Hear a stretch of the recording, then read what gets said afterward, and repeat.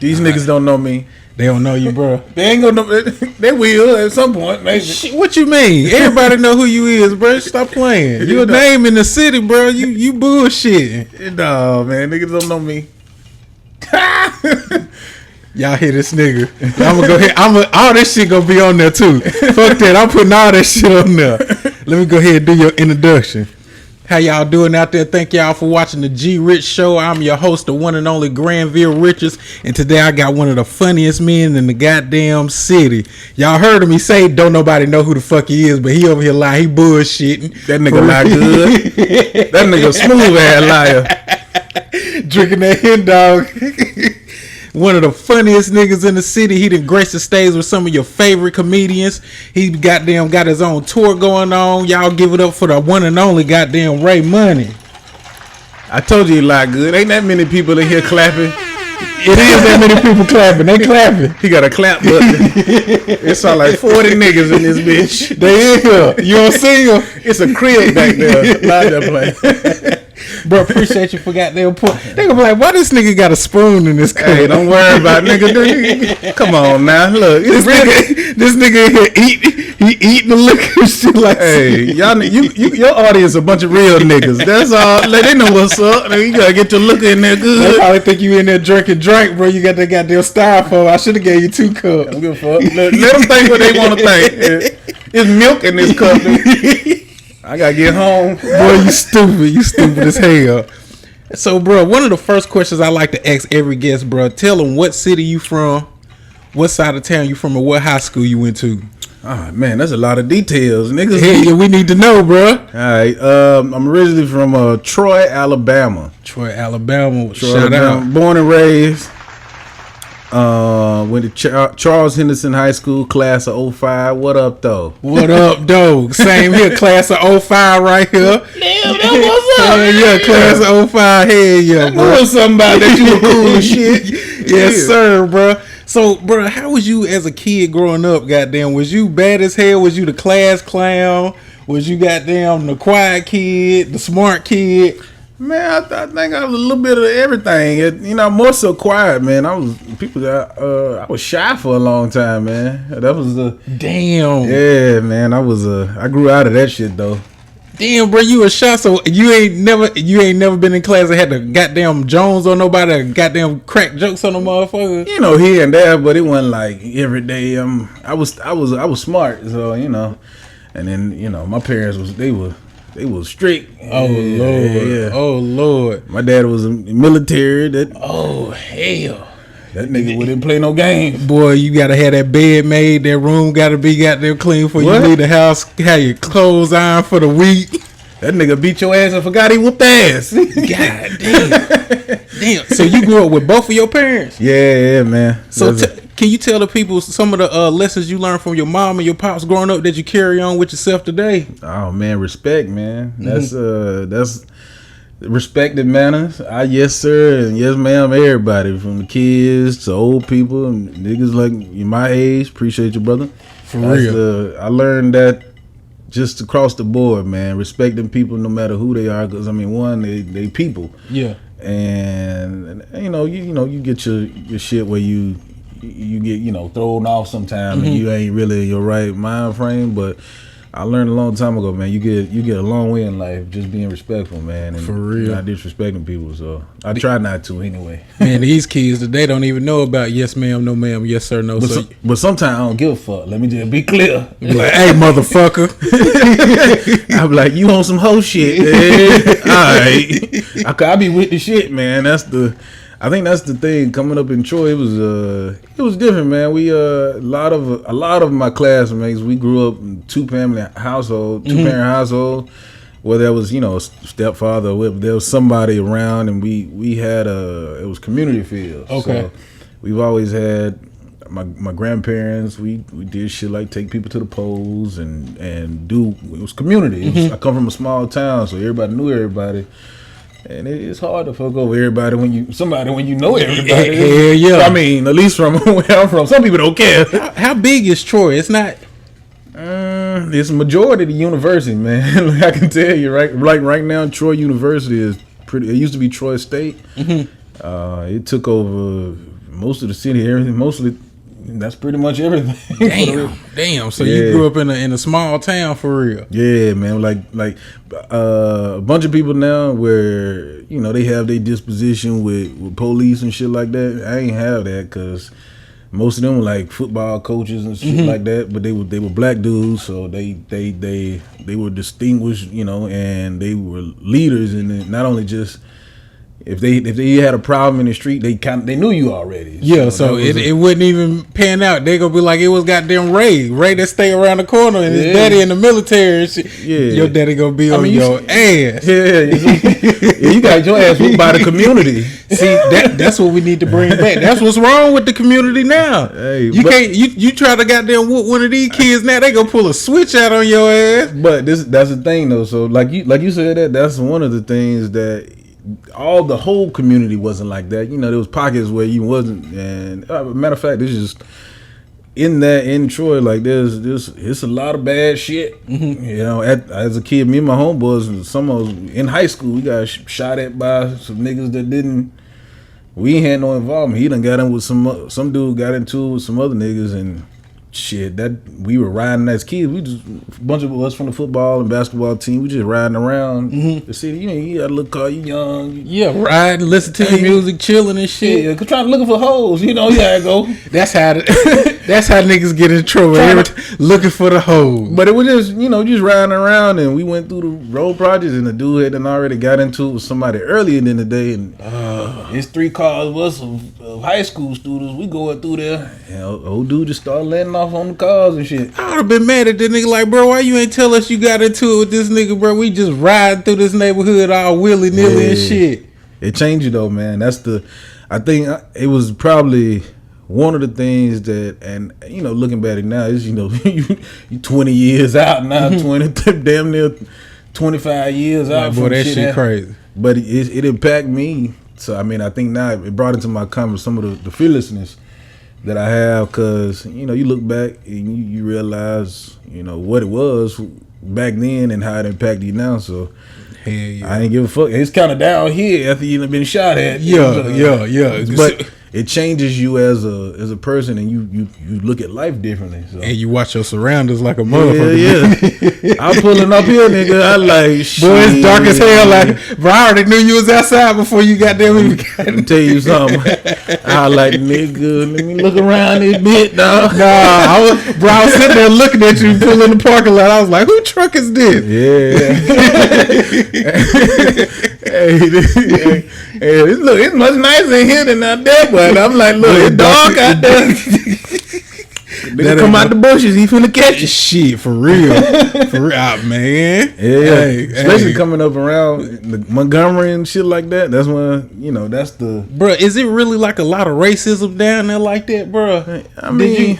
You ever experienced some crazy shit like that, bro? Yeah, man. Look, so this is the thing. Like, you get...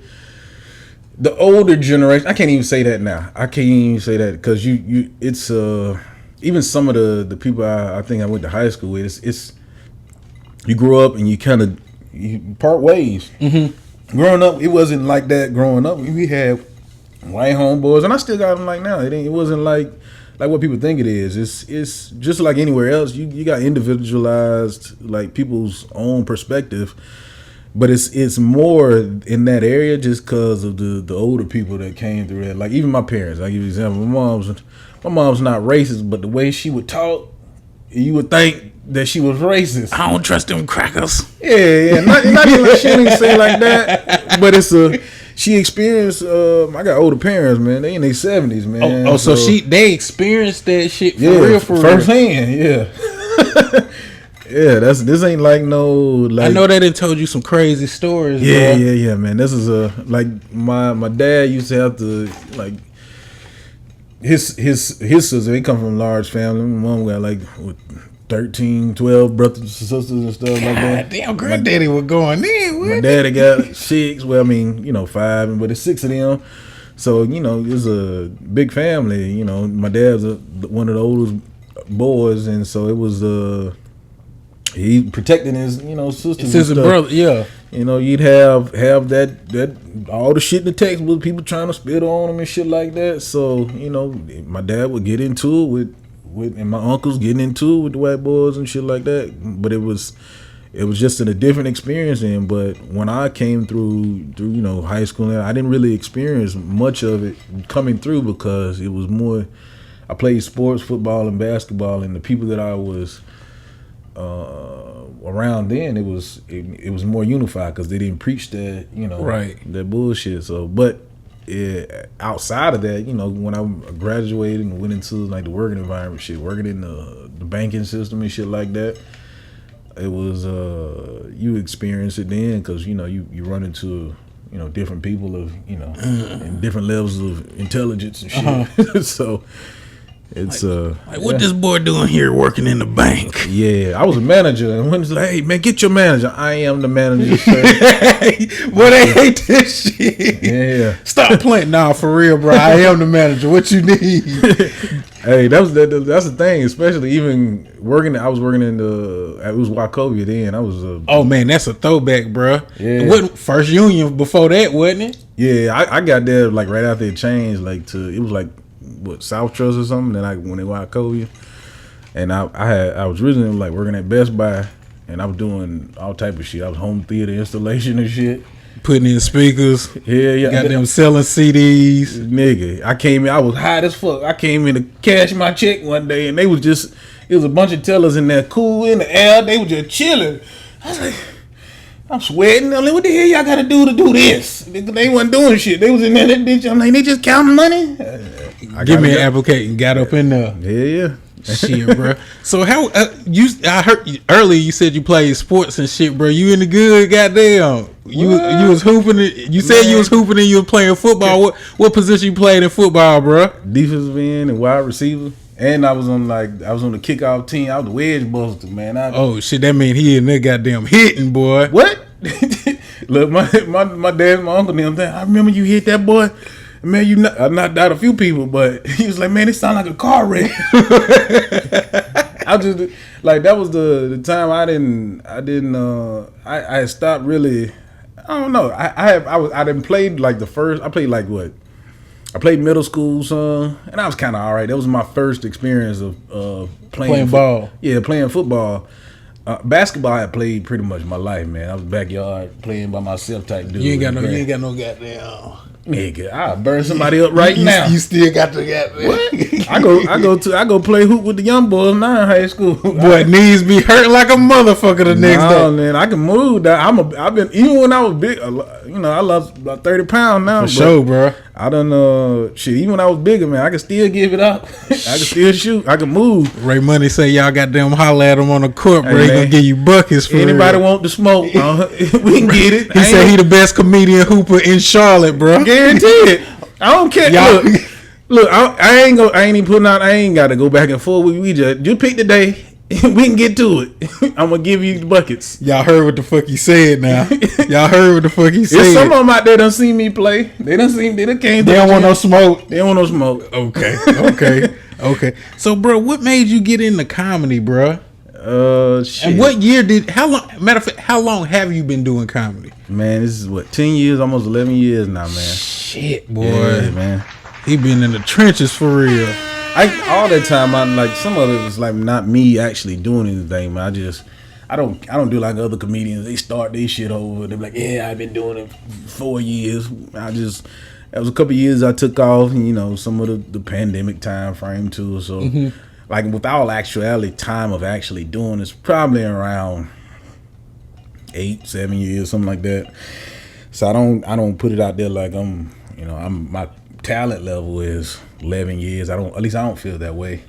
Just because of the time I didn't focus on it. But I've been doing it that long. I mean, I took some time off, but I found my way back, and I've been trying to stay consistent and just hustle, man. That's it. For real, your name Ray Money. You gotta hustle, goddamn it. So, do you remember your first time getting on stage, bro, and actually doing comedy? Yeah, man. I was in Fort Mill, South Carolina. Was you nervous? Yeah, I was nervous. I didn't go to perform. I was just going to watch. I've been watching. You know, go on YouTube, you be watching people. Yeah. Like, I can do that shit. Yeah. Well, I ain't think of it like that. It was just, I watched the interview with, it was Joe Rogan and Charlie Murphy, and they were just telling stories about how they was at the Comedy Store, and it was interesting. And I was like, oh man, it seems, and I done looked up, let me see open mics, and let me just go watch and see what it's like in real life. And I went to a place, it was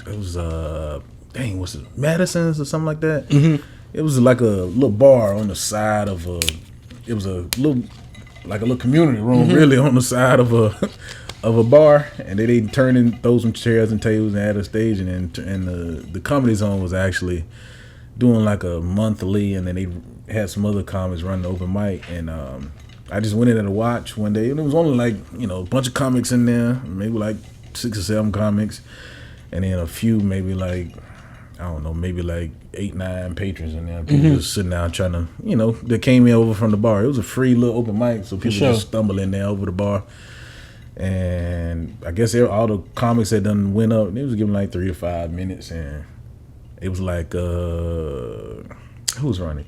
Chris Corrado. Christopher Corrado, goddamn. Yeah. I think Chris Corrado was running. AKA Mr. Knock Your Ass the fuck. It was either Chris Corrado or I don't know if you know Will Jacobs. And one of the two, I can't even remember who was running it now, but over the years, I mean, they kept running. So one of the two was in there. And they was like, hey, I had went over to say, like, yo, what you got to do to sign up? I didn't mean today. He's like, yeah, you want to go up? I was like, shit, I ain't even really gotten that. And, well, it was everybody that was going with bombing, so I could do at least. Fuck it, yeah. I could at least bomb. yeah. I could at least do that. Yeah. And I ain't never been like really like I said, like the shooting shit. That shit made me like nervous and shit. I just try shit then. After that, I wasn't really shy anymore. So all right, fuck it, let's do it. And so I got a little nervous once he did that. I was like, all right, I ain't got nothing prepared. Let me just think of something.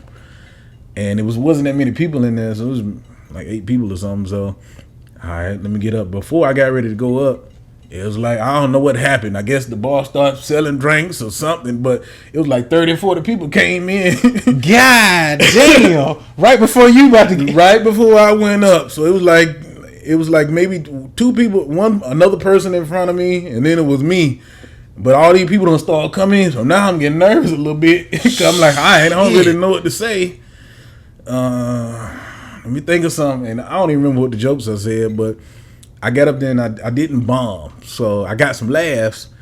And from then I was hooked, man. That was it. I only did like 3 minutes. I don't even remember what I said, but I just remember the feeling of getting the laughter just off some, some shit off the top of your head. So you was like, I imagine if I write some shit and playing that shit, I could kill for real. I didn't think of it like that then. That shit took time to get to. Let me write down it.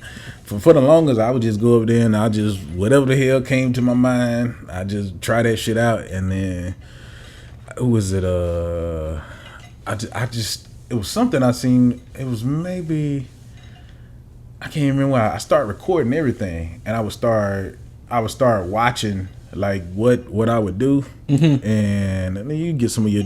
I have nervous little tics because I don't know if this gonna work now. Now this is where I'm starting to focus, but it was me recording and trying to remember what I said, and that's when it changed to me. All right, let me write this down for sure. But I would still take the freedom of just roasting, because I would always roast people after the show. Oh, for the longest, look, people was it Tyrone? That motherfucking Tyrone burst. Fuck you, Tyrone. Nah, he cool people though, man. But he would tell me, man, you funny off stage. I used to kill niggas off stage. I used to roast the shit out there. Why you ever roast some motherfuckers in the crowd? Hell yeah, I do that shit now. Anybody ever got mad like, what the fuck you say? All the time. Look, I done had people. Matter of fact, it was at one of the Corrado rooms. This is early on. You doing all the rooms and open mics and shit. But he had a place. Actually, was in. I think it was Rock Hill, South Carolina. I don't know why it just happened there, but I was roasting. It was a pizza spot. He was running an open mic show. Actually, it was a show, and it was one lady. She was. It was me, Don Garrett. Let me see who else was on the show. Evan Pitfield. I can't remember who was on the show, but I was closing the show. And it was a lady. She had a table. She was just cussing everybody out, saying wild shit. And she like, she ran into the right motherfucker today. Into the right one. I made her cry, and I started hitting everybody at the table. And then she tried to send her boyfriend up. I'm like, what this nigga gonna do, man? Come on, man. What you think? Go give him the business too. I gave him the business. He went and sat down. By the end of the show, she cried. I got banned. Cause I roasted her so bad, like yeah, that's one of our. But he got banned from the motherfucker. I got banned from the pizza restaurant, nigga. Yeah, nigga. Well, she shouldn't have been cussing off. She had that shit coming. Man, look, that was one of the ones. It kind of did. Now that changed. I was like, yeah, I don't want to be getting banned from everybody. I still want to work, but I went in heavy on her because she did the whole show, and I'm the last one closing out the show. But her boyfriend after the show ended up buying me drinks and shit. So he's like, bro, thank you for doing that shit. Yeah. That bitch been getting on my motherfucking nerves all day.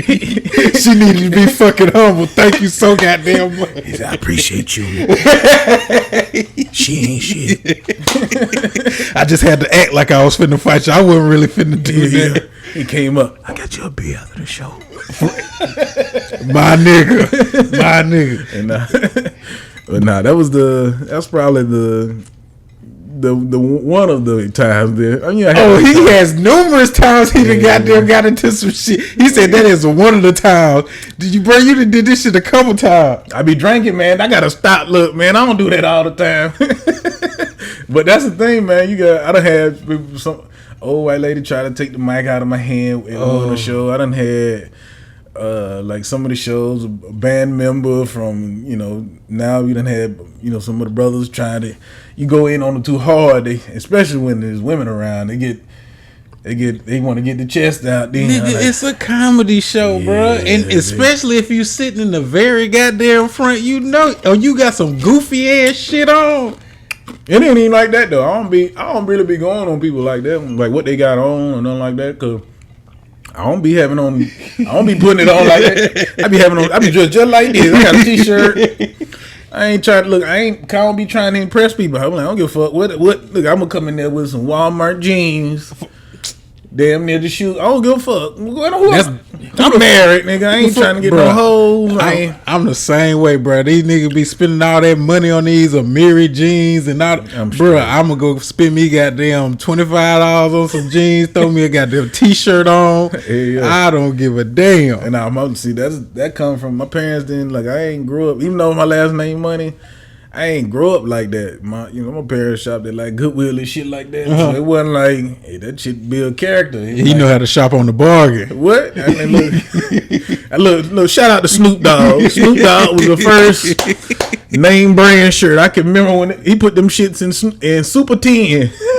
Bro, say he was rocking the Snoop Dogg shit. The Snoop Dogg shit. For real. I don't blame you, bro. Same here. Yeah, but I think that's now like I started to use now after years and years, you get older, you start to look back at all the shit, you start to realize why you do shit. Mm-hmm. So I see why I prefer to rock my own shit. And you see me, I got my name on my shirt. Right, I'm promoting on brand. But because I don't feel the need to wear nobody else's shit. So exactly, I ain't promoting your shit. I'm gonna promote my goddamn self. Promoting all the time, and then it's a tax write off of me. So everything, I'm always on. He's smart, y'all. Oh yeah, he's smart, y'all.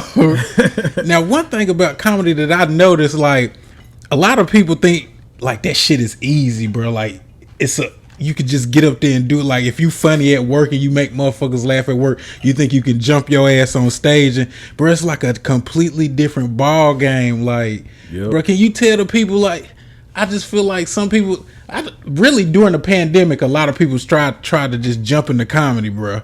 Oh yeah. And they not doing that shit no more. Like, can you tell the people like it's not as easy? You make it look easy, but it ain't as easy as it looks for real. Yeah, I mean that's the people that see, if you watching like if they're making people, and I can't say that anybody can't do it. I don't deter anyone from trying this shit. I mean, it's changed my life.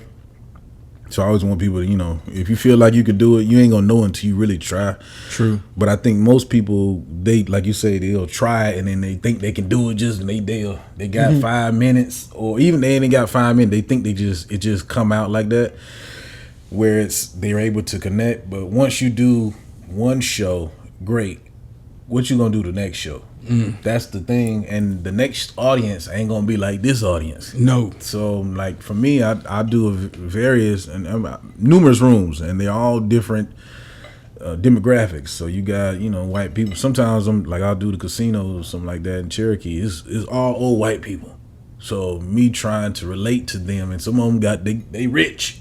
They got that bread. They got bread, or it's a bunch of hood niggas, a bunch of dope boys, or I done did pastors' anniversaries and stuff like that. Can't cuss. You can't cuss, or colleges. You gotta. That's where you're learning the craft and how to relate to all those audience. So like you have or a senior living facility. Like you go to someone you go to a senior living facility. You trying to do old people joke. They mad at you because they old. So you can't do that shit. But you gotta do it in a strategic way where you walk in the line where they don't get mad at you. They can understand you. So that's the craft is learning how to cater. At least for me anyway. I can't see what other people do. I cater my material for the audience that I'm talking to, and when I say cater it, I mean I'm making it in a way that they can understand it as a whole. Because in any audience, there's different levels of intelligence. There may be a doctor out there, and there may be a motherfucker that ain't finished high school. Right. They got their GED or didn't get their GED, and they don't know. And so each with understanding not only just the intelligence level, the age groups, they're gonna understand different references versus like an older person is going to have a different reference point of what they understand versus they're going to understand if I said the word Mayberry, they're going to know what the hell I'm talking about. Exactly. But if I say NLE Chopper, the young niggas going to know what you talking about. Gonna know. But that's where you learning to find a balance, or just say there's a pastor that's not there. They're not going to know who NLE Chopper is. That's where they may, but you're trying to find the middle point where the majority of the people in that audience, and that's where you get where reading the room is, and you're trying to find them. But once you get to a point where you can make people understand through context clues, that's where you get, at least for me, where I'm able to make it where people can understand what you're talking about through context clues at any level of intelligence, so they can put it together and still enjoy it at the same time. Because once you in the juice of it, the middle of your set, and you're delivering the punchlines, like when I'm really on point, I can almost tell when they gonna laugh. It's musical. Like it ain't gonna matter. Once you know the song, you know the cadence. It's like a dance. It's a dance. And then for me, I'm not just dancing. I'm also kind of like the dudes where you ever seen like the video games where they got this wild move where they hit you one like this. Yeah. You ain't see it coming, so I'm dancing with you, and they're like, oh shit, he hit a special move on your head. That's the where I'm trying to do in each of my materials. So I'll do a lot of crowd work sometimes, but I blend my crowd work in with my set. That's some. I feel like that's what set different comedians, like if you can do crowd work, that's just a different type of. Not everybody can do that shit for real. Some people already just have their shit already just written out, boom boom boom boom boom boom. But if you can do crowd work and goddamn incorporate, man, you damn near like goated for real. That's where that came from doing rooms, like doing all the various types of rooms. And I had to, and it didn't come just automatically. That came from the work. I was caught in learning how to do the pastor's anniversaries or college. I wasn't all the way prepared when I started. So, but I had a grip on it. But by doing it, I learned I was calling audibles. And as I'm calling audibles during the set, I'm like, that shit. First time I did a college, man, that shit was rough. Ooh, what college was it? It was in Carterville, Missouri. It was St. Charles. Bro, you be everywhere. God damn. Yeah, man. You gotta go where they paying that. That's the What's all some of the states you been to? New York, California, Florida. I've never been to California. Okay. So I've been to New York a bunch of times. I've been to Florida a bunch of times. Let's see. Missouri. Let's see. Kentucky. Alabama, of course. Alabama, Georgia. South Carolina. Yeah, let's see. Pretty much the East Coast. Pennsylvania a lot. Let's see. I mean, over the years, man, I was pretty much the East Coast. The whole East Coast. Pretty much the majority East Coast. I pretty much touched Virginia, West Virginia, Tennessee. Ooh, West Virginia. Ooh, Yeah. shit. Is niggas out there? Not many, but nigga me. Hey, I did a place Pipe Stem, West Virginia. You know That sound motherfucking racist, bruh. Man, look, it was on a compound, man. It was a compound. It was me and another company, Tim Wright. Man, it was rough. I ain't gonna tell you. I ain't gonna lie. I can't even front, man. He was bombing, but because I was killing their ass too, and that was and one of the dudes about wanted to shoot him because he had got into a set and it wasn't going so good. I mean, it happened to everybody at some point in time. If you know, something can happen where you just it ain't working tonight, you know. But your goal as a comedian is try to get it to work most nights. Right. You know, the more you work, I mean, you're building a reputation for being able to be someone that the people can depend on. If it's a comedy club or agent that can depend on that you're gonna bring these people in this audience a great show. They gonna call you. They gonna call you. But just sometimes it happened. And this night I got into it with a dude and the dude got so mad. What it was, they took an intermission. I had killed and they wanted to take an intermission where people can go to the bar and get drinks. I know you killed that shit. He probably was nervous as hell to go up next. Like, boy, I came back up to do some more time after the intermission, because now the host didn't come after me. They had a host, but they didn't want me to go. They wanted me to come back up, so I did some more time, and I got him back rolling. And he had did a joke. It didn't go so well, and a lady had said something to him, and he called her a bitch by not in West Virginia, bro. Man, and when it was a white dude, but he had called her a bitch, and her husband like, yo, no, yeah, it was down. He wanted to shoot her. Look, I don't know what I did. He was see, bro, say he know how to read the motherfucking room. The problem was when I say we on compound, we stand right there. It's in a clubhouse on this compound. They got a like literally. You walk when you come out. You walk across the yard. There's 2 little cottages over here where you stand at. And then if you walk a little further, there's a club right next door. Like they have like what they call metal in the mountains. They used to have like a metal band, like concert. People come out and they stay and they do shit out there like that. But they just started doing a comedy night out there. Man, dude was waiting out there in his car waiting on that. I'm like, yo, what's going on? He was like, dude don't hit his lick. He's like, his wife was like, Ray, he cool. He ain't finna leave. He waiting on dude come out. He finna pop it. I like, he done had his pistol. He had a pistol like he finna shoot him. And I done talked him out of it. But you know, dude finally finding up the owner of the spot, ended up coming out having to leave because I'm like, yo, you can't be tripping, dog. We live right. We stay in the night for right real, here. bro. You can't run too goddamn far. If it's right. I'm like, look, it ain't even no run. I'm like, look. These people, they know where you gonna be at. It's comics done came here before. They know where you staying at. They know you right. They done talk to everybody. They know where you putting you up at. We right here on the same property.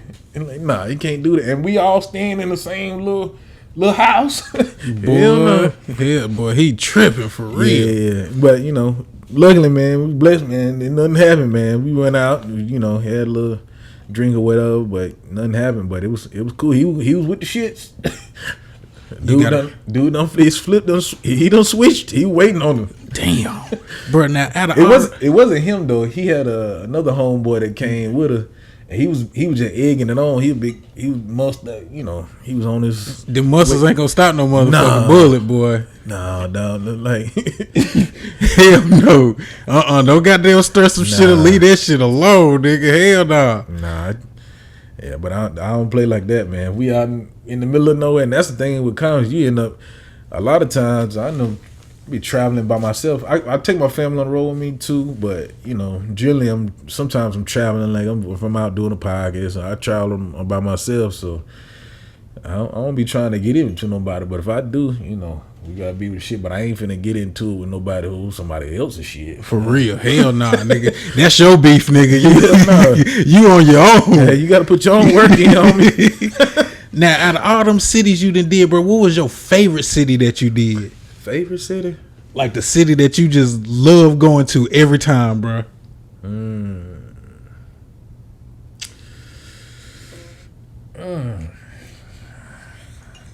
I don't know, man. I mean, this is the thing, man. Some of these places I go to, I've been to frequently. Mm-hmm. So it's you learn the people there. They learn you. They become family, man. Like even like whether it's a Florida, or Georgia, or something like this, or just my hometown, they become family over the years. If you touring, even just like now, if you look at some of the people that come to some of the comedy clubs, you see some of the same names. Them people gonna come back to you if they enjoy what you're doing, they like you as a performer, they gonna come see you every chance they can. And it's for me it's getting chance back to see people that you ain't seen in a while. Like there's one place in Florida. It's Fort Walton Beach, Florida. Okay.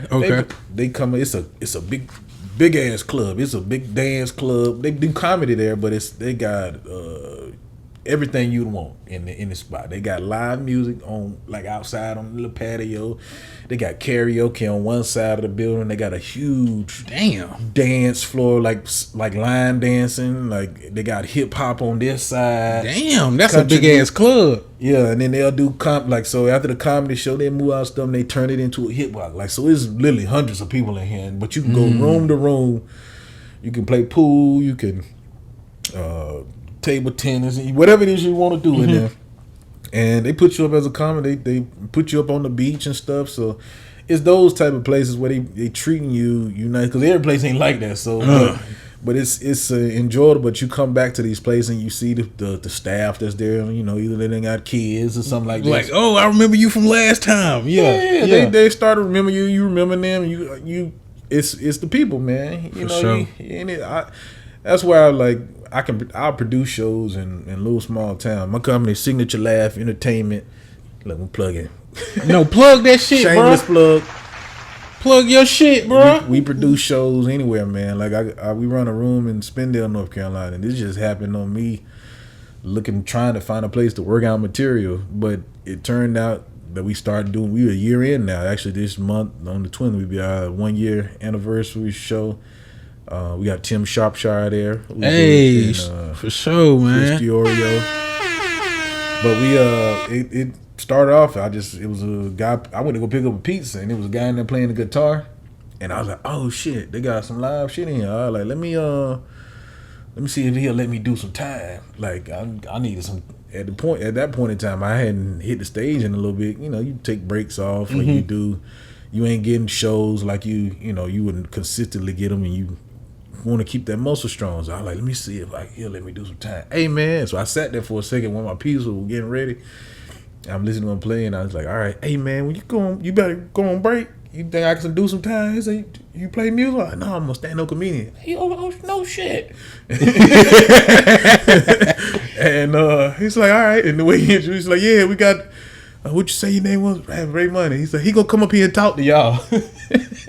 But then I came up and introduced myself, and I did like 20 minutes. I was just at that point they ain't had no expectations, so I was just ripping their head. And but then, that's a good change. If he playing the guitar, they probably was sitting there like, man, I'm feeling it. But then a whole change of pace. This dude get on stage and start telling jokes. They probably was in there like, hey, we didn't expect this shit. Yeah, I mean, because when they was playing guitar, people at the table just talking. He just singing and doing his little thing, and so people just more conversational. And then I grabbed everybody's attention, and then from that, it was maybe like a year later. I was like, all right, I need another venue. Let me see if they interested in doing something. So for sure. That night I had already talked to him, like, y'all may be interested, but shit happened where I didn't make it happen around that year, but I followed back up, and now we're a year in now, so. Killing them. Now,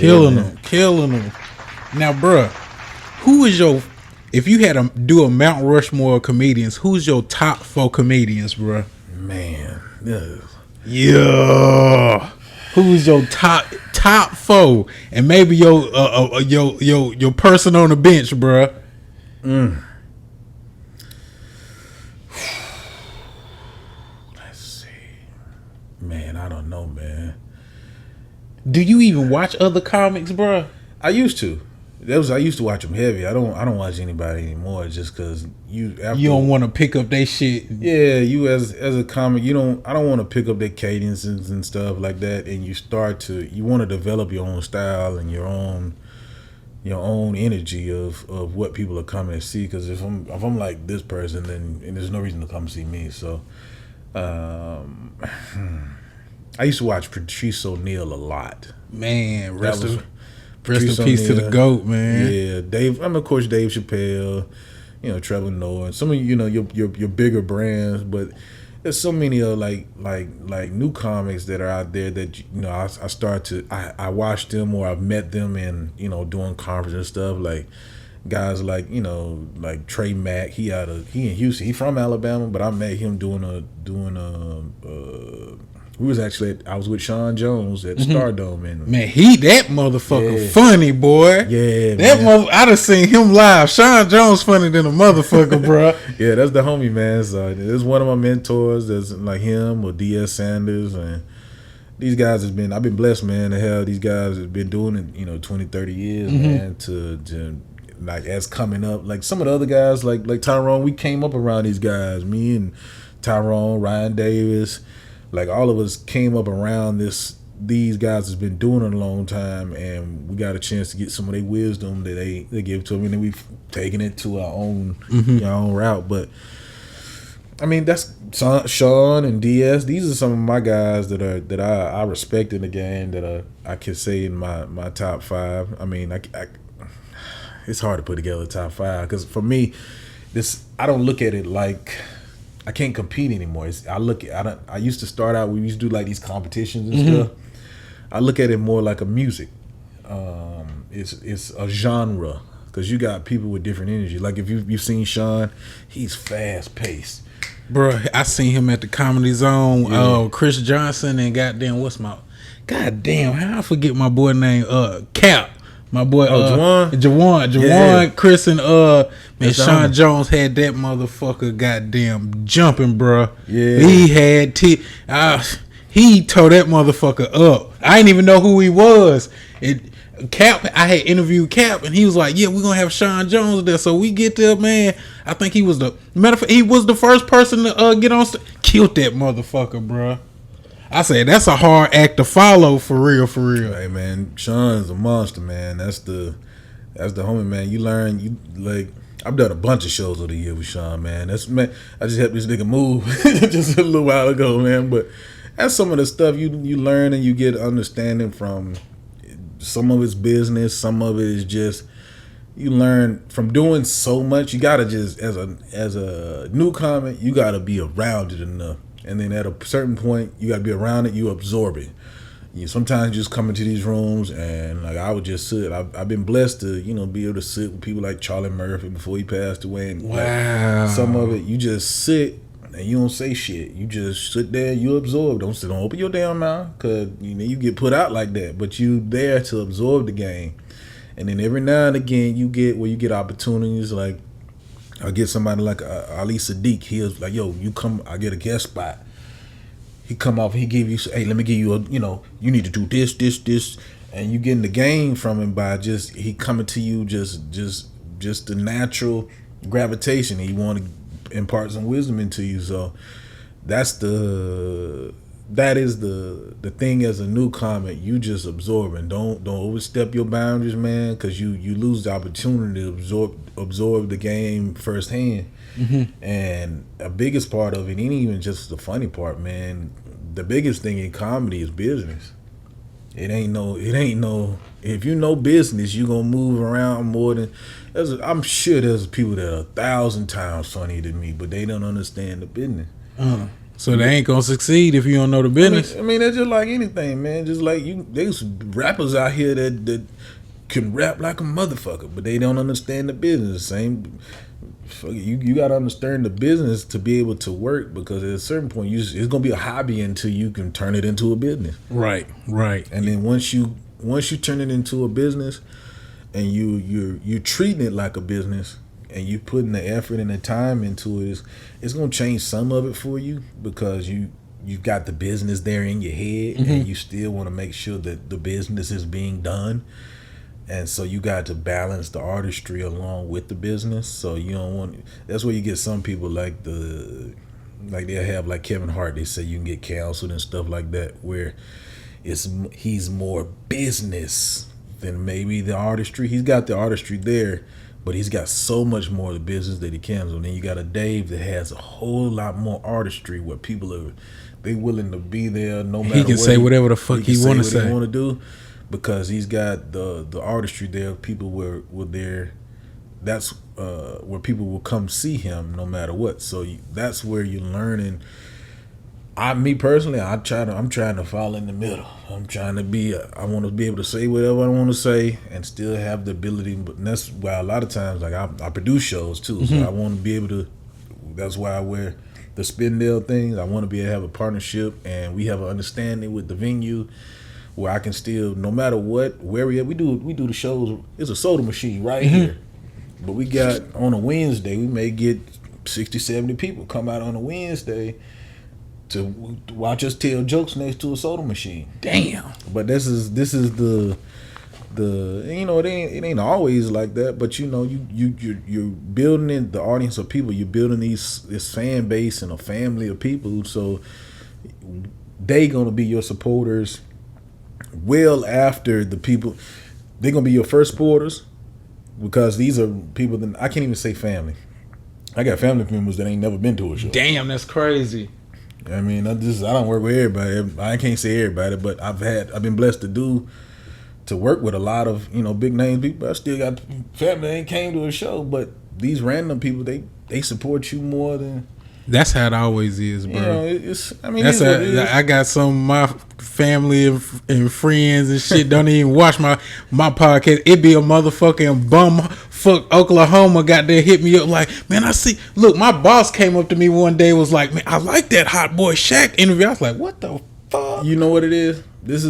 That right there is most of the people that are around you're different. You have to realize that you have a vision, and that you're willing to pursue your vision and a dream. And most of the people that you will come in contact with, and it doesn't matter how close you are to them, they don't believe in themselves. So why would I believe in you? Most of them have dreams that have died, and they ain't never tried shit. They never tried it. And so that's where you start you take some of the venom out of it, where you don't treat them differently, because you're like, I get it now. And when I first started, bro, I used to be like, man, fuck them niggas, man. Hey, but that's where you learn. They're like, hey, okay, it ain't their job to just believe in you. You making them a believer. You making them believe, and this is what happened by you doing this right here. You gonna unlock other people's dreams because they see you do it. I'll give you an example. Like, so that was a while back where, like I said, I took time off. It got rough. Nigga, it was hobbyist, and then get some of the homies like Ryan Davis. He blew up, man. It inspired me, man. And and you don't see it all. You see it, but you don't see it in this capacity. And they make you say, okay, this shit's possible. It is, because I didn't sit beside this man, and really Tyrone Burson told me y'all got the best class of comedy. That class that started, he said it was you, Deacon Dean, Ryan Davis. He said Cousin Clyde was a couple classes before y'all. Coco Fred. Yeah, he said y'all got the best class in Charlotte for comedy. Period. I mean, let me tell you something. If I put our group up, I put our group of. Man, y'all should do that shit one day, man. You know something? We started a group at one point in time. We was doing that, but this was the time Ryan blew up, so he was out on the road. So it was just me, Coco, Tyrone, and Deacon Dean. We did like maybe 1 or 2 shows, something like that, and it just kind of dissolved that because we was all kind of doing our own thing, trying to build it up. But you know, I learned from doing that. I've been kind of solo like this, and I'll bring other comics in, but I work at a different pace. So I don't necessarily feel like I work as well in a group. So I just like, all right, I still love everybody and want to support everybody, but I feel like my pace and my level of focus is different, and I don't want to be frustrated with people because they don't work at the same pace I do. Right, so right. if you got the time, if you got the thing to work with me, then cool. If not, then cool. I'll catch you on another one. It ain't no love lost. We gonna work at another time, and sure. I'm just gonna keep pushing. And I mean, it's been that way for. My dedication is, man, it should take a lot of sacrifice, man. A lot of time, a lot of everything, bro. A lot of money, traveling. Shit. They don't even understand the half of it. Yeah. Now, what was your favorite moment so far doing comedy? The moment that just sticks out to you the most out of any moment you've been on them stages, bro. Anytime you've been backstage talking to a big comedian, what's the biggest moment? You got to talk to fucking Charlie Murphy, bro. That's crazy, bro. That was man. I ended up buying him some roller paper. He had cancer when I met him, man. He smoked out the green room at the Comedy Zone, and with the Charlotte Comedy Zone, they let him smoke reefer in there. Hey, man, you can't say that shit. No, they didn't. Okay, they did. But I mean, the man had cancer, man. So I mean, whatever at the time, it was years ago but that was the point in time the man was going through that point in his life where he dealing with shit. And plus he a goat. Anything he want to do in that motherfucker, y'all should let him for real. I mean, you still got your. Yeah, but what you gonna tell somebody that's going through shit like that? Exactly. Right, no, you can't, especially not no goddamn Charlie Murphy. You might get cussed the fuck out. But that's I can't even say, man, that was an inspiring moment. I've had numerous times like that, man. Or sit or open like Tommy Davidson or somebody like that. You get a chance to sit with these guys, man, and I don't try to talk. I introduce myself, and I sit there and let them do their thing. I don't want to crowd their space. And if I'll come in generally in the green room. And this is one thing, comics, don't just walk into the green room. I heard that's a cardinal sin, bro. It ain't just walking. If you a part of the show, great. If you're invited into there, great. But for me, even me if I'm on the show, I'm gonna give you your space, and this is your space. And now, if you invite me, you say it's cool, come chill. That's what I'm doing. Okay. But I'm not gonna just I'm just gonna be sitting in there. Or if I am there, I'm there for a specific reason. I need this from you. Then I'm out of there till you say, hey, yo, come in, and you give me the vibe that you're cool with me being there. Just because people do different shit. I think the biggest, the turning point for me was during the pandemic, man. It wasn't even like a comment, because I met all these guys over the years, but I ain't never really been starstruck or nothing like that. But it was I've had personal health issues that, like, all right, either I'm gonna do this shit or I ain't gonna do this shit. It's one or the other, and I decided to make the jump from my job off 17 years, man. I was working in corporate banking. Damn. Yeah, man. I ain't had no. And I'm a full-time RVer, man. I sold my house in 2019, right before the pandemic. And a month later, my wife got pregnant. So now we got 3 kids. Shout out to the kids, bro. Shout out to the kids. Shit. She said, look, we ain't gonna go back and get a house. We gonna stick it out. We gonna chase this dream, man. So I'm like, shit, that was it. And gotta take it serious then. And so we all this time, and then 2 years ago, man, I had started doing the colleges and stuff, and I was doing pretty well, where I was, making comparable income. And I'm like, all right, is it time? I consulted with all my family, my mom, dad, sisters, wife, her parents. My wife's mom and her grandmother and them. My sister was like, shit, we was wondering when you was gonna do it. She already had faith in you. Man, I can't say, look, my first show now, my parents were like, look, my first time I did a show in my hometown, she was like, my dad was like, nah, ain't nobody coming to that shit. Man, I was like, well, I still got to try it. I did 2 shows. Matter of fact, this was before Ryan blew up. I had Amston Hughes and Dinky Ding on the show, and I was closing the show. That bitch sold out, man. We did 2 shows, clean and uncut show, and that was that opened the eyes for my parents. Well, at least one. It still took some work for them. They came to the show. They seen all these people. Even when we started I stopped doing that for a while. That was like 2 years into it. Then it was like I was just 2 years. And how many people came out, and I stopped doing shows there. And then maybe like 2 years ago, a year ago or so, I started doing shows in a smaller venue, another venue that one of my homeboys on a spot. There's Flo's Kitchen, delicious food. Y'all check them out if y'all okay. Yeah, but we've been doing the shows there, man, for about 2 years now. On and off. But it originally turned into me I needed something to do to try to work out material, and just kind of we been trying to grow it from there. But it was. Getting them on board, it hadn't been the easiest thing. For sure. It was, having to prove to them every time, hey, you come to a show, we going to do something. And then they start inviting their friends, and their friends enjoy it. Now that's, even with that work, I don't work with all these big name people. I was from Mike Epps to all these other people. Damn. These are people that that they recognize, but it still don't click. It still don't give them the, alright, he got it. He in there. Yeah, I can't even say I don't feel like I'm in there, but that's the thing.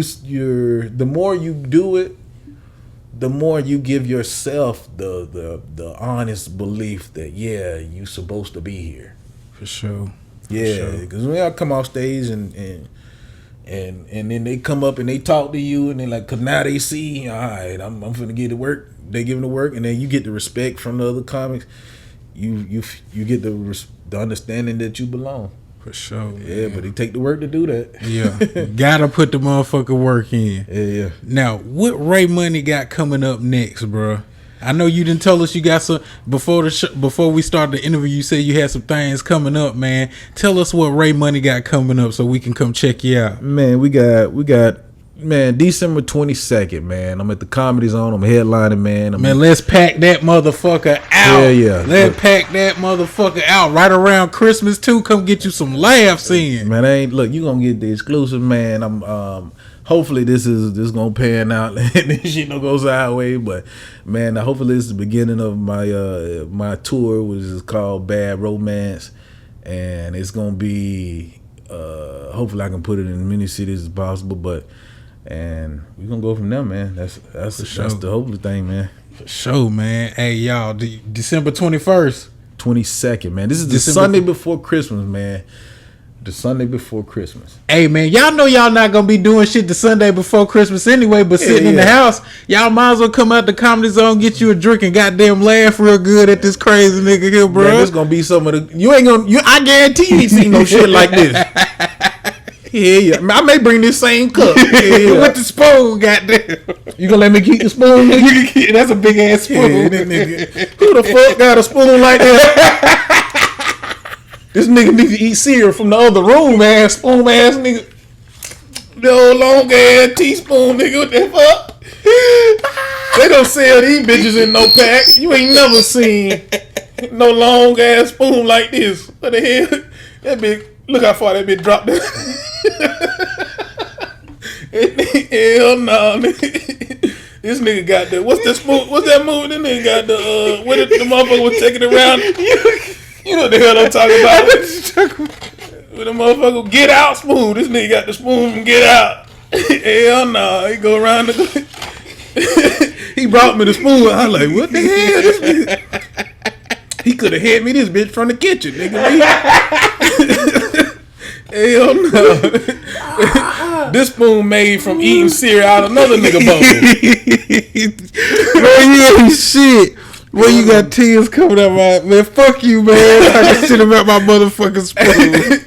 Hey, and it's little at the end too. You can't get too much cereal on that motherfucker. That nigga, he talking shit about me using this spoon, nigga. Hell no, nigga. This is definitely a spare spoon, nigga. Oh. Hell no, nigga. What the hell you do? This ain't no teaspoon. It ain't no tablespoon. Nigga, I don't know what the fuck. This nigga got a unique ass spoon back there. Look, my wife bought dishes. I was like, what the fuck? That's a long ass motherfucking spoon. This nigga got a grill spoon, nigga. I don't know what the fuck what you use a grill. You got that flip meat with that goddamn spoon. Them motherfucker cook eggs with this spoon. Oh. Yeah, this motherfucker stupid. Y'all, that's what I'm saying. December 22nd, bro, at the Comedy Zone, man. Y'all gotta check him out, bro. Yeah. I need y'all to come. I don't need it. These jokes gonna fly whether it's me there or not. It's just gonna be me there. I'm gonna tell these jokes. Oh shit. Yeah. Now, if the people wanted to follow you on social media or book you for shows, bro, how would they get in contact with you, bro? Man, comedianraymoney.com. My website is up now. If it come on there, look, if it's under construction, come back later. But it's Comedian Ray Money on pretty much all the platforms, man. Comedian Ray Money. And you can find me there, man. If you just type Ray Money in, there's gonna be some bunch of rappers out there. And no, you got a patent your shit. Fuck them rappers. There's only one goddamn Ray Money. Niggas always be trying to use my name as a rap name. Ray Money. Matter of fact, I'm gonna come out with an album too, nigga. Hell yeah, nigga, I got bars, nigga. Yeah, niggas be trying to use my shit. Boy, you stupid, man. Well, hey, the first album gonna be called Long Spoon. He's still killing me on my goddamn. Look at that bitch, dog. Boy, you motherfucker long as a bitch. They don't sell them like that. You gotta order these bitches special. Hell no. Amazon, let me get the long spoon. That's the motherfucker you hang on the wall. Hell no. Boy, you stupid. Hey, I'm finna kick you the fuck out. Hey, y'all, this nigga man cave nice as shit, though, dog. I ain't gonna lie. Y'all see all these pictures on the wall, man? This nice shit, dog. Appreciate it. Hell yeah. I had to, it took a while. It took a while. Y'all support this man. Make sure y'all tune in to all the podcasts. I ain't laughed this good. You got spoons going on sale. You gonna melt. Look, you gotta send these to you send one of these spoons to your listener. Whoever goddamn, give me the first like on YouTube. I'm sending you a spoon to your goddamn house. Goddamn, I'm signing and everything. Say less shit. I'm gonna go like that bitch right now. God damn. Hey y'all, man. Hey, thank y'all for watching the G Rich Show. I'm your host, Granville Richards. This the one and only crazy ass motherfucking Ray Money. Make sure December 22nd, the Sunday before Christmas, y'all goddamn hit the Comedy Zone. Sell this motherfucker out, bro. Funny as hell, man. Hey, we up out this bitch. For sure.